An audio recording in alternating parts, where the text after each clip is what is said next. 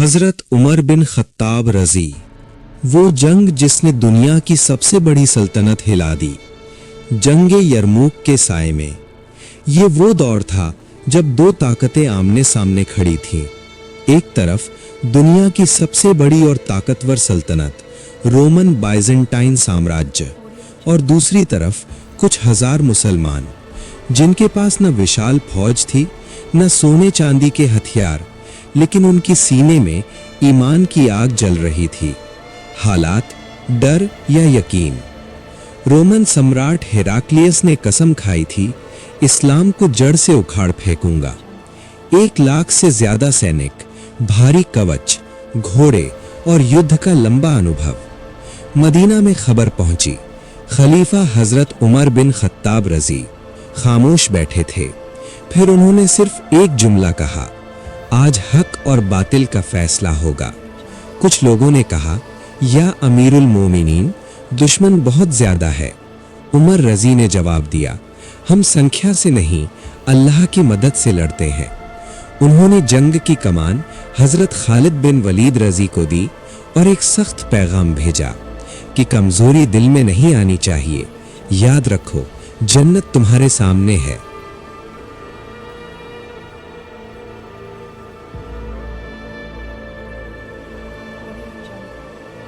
जंगे यरमूक की शुरुआत। यरमूक का मैदान, चारों तरफ धूल, आसमान पर सन्नाटा और सामने दुश्मन का समंदर। रोमन सेनापति हंस रहा था, इतने थोड़े लोग, आज इस्लाम खत्म। लेकिन उसे नहीं पता था कि इन थोड़े लोगों में उमर बिन खत्ताब की दुआएं शामिल थीं। वो दिन जब जमीन कांप उठी, जंग शुरू हुई, रोमन सेना टूट कर पड़ी, तीर बरसे, घोड़े दौड़े, तलवारें चमकी, मुसलमान पीछे हटे। कुछ पल के लिए लगने लगा कि हार तय है। हजरत उमर बिन खत्ताब की दुआ असली हथियार।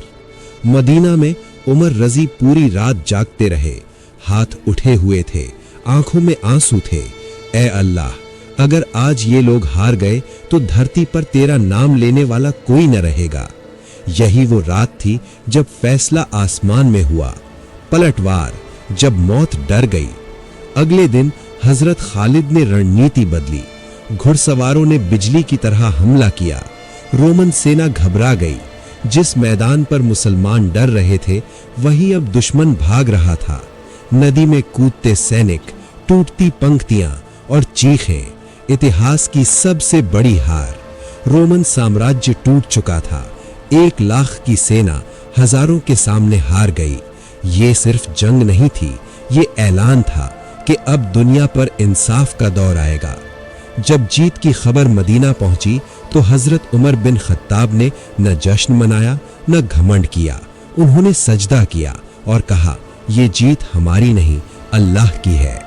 जंग का असर, दुनिया बदल गई। इस जंग के बाद शाम, सीरिया, फिलिस्तीन, यरूशलेम इस्लाम के अधीन आए। लेकिन तलवार से ज्यादा उमर का इंसाफ चला।